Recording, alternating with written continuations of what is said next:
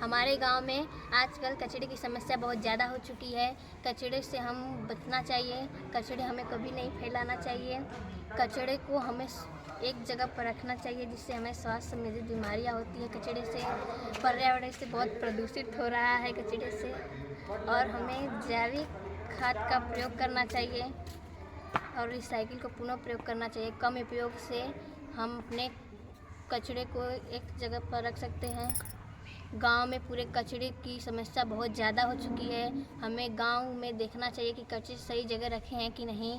हमें आसपास के कचरे को भी सही जगह पर रखना चाहिए। हमें खुले स्थान पर कचरे फेंकना चाहिए, मतलब नहीं कि हम मल मूत्र या कुछ भी नाली में बहा सकते हैं। कूड़े हमें नहीं करना चाहिए। हमें हर जगह साफ़ सफाई रखनी चाहिए। हमें गीले कचरे को अलग रखना चाहिए, सूखे कचरे को अलग रखना चाहिए। सूखा कचरा और गीला कचरा अगर अलग रहेगा तो हमें सूखे कचरे का प्रयोग हो सकता है। प्लास्टिक होते हैं जो सूखे कचरे हैं, उनका प्रयोग दोबारा हो सकता है।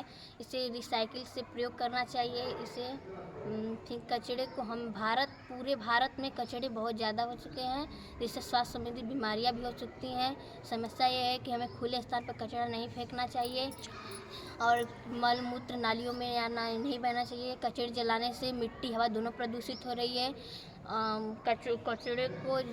कचरे से जलाने से हमें ग्लोबोसिल की द्रव प्रदूषित हो रहा है, जिससे मिट्टी भी प्रदूषित हो रही है, हवा भी प्रदूषित हो रही है, जो हमारे पेड़ पौधों को दूषित कर रही है।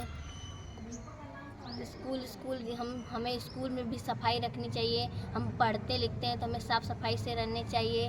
हमें कचरे को एक जगह पर रखना चाहिए, क्योंकि कचरे जो रहेंगे, जो फैलेंगे, उससे प्रदूषित होगा। बीमारियां जो बहुत जल्दी आएगी। बीमारियों से बचने के लिए कचरे को सही ढंग से रखना चाहिए, चाहे स्कूल हो या पूरे देश या गांव में या घर पर हो। हमें आंगन या कोई भी सब स्वस्थ रखना चाहिए। कचरे को हमें सही जगह पर रख कर व्यवस्थित करना चाहिए। कचरे को नहीं फेंक देना चाहिए इसी तरह। अब हमें लोगों को जागरूक करना चाहिए कि हमें कचरा नहीं फैलाएं। जागरूक ये करना चाहिए कि हमें कचरा नहीं फैलाना है। हमें कचरे को अलग अलग करके रखना है, जो रिसाइकिल कहते हैं। कचरे को सूखे या गीले कचरे को अलग रखना चाहिए। गीले कचरे को मतलब जैविक खाद का प्रयोग भी करना चाहिए। जैसे जैविक खाद का प्रयोग होगा, जैसे गोबर हो गया या सब्जी के छिलके विलके, उनका प्रयोग करना चाहिए। कचरे हमें ऐसे नहीं फेंक देना चाहिए, कूड़ेदान में हमें डालना चाहिए। लोगों को जागरूक कर हमें कचरे को सही जगह पर रख कर उन्हें बीमारियों से बचा सकते हैं। हमें अपने आसपास के सभी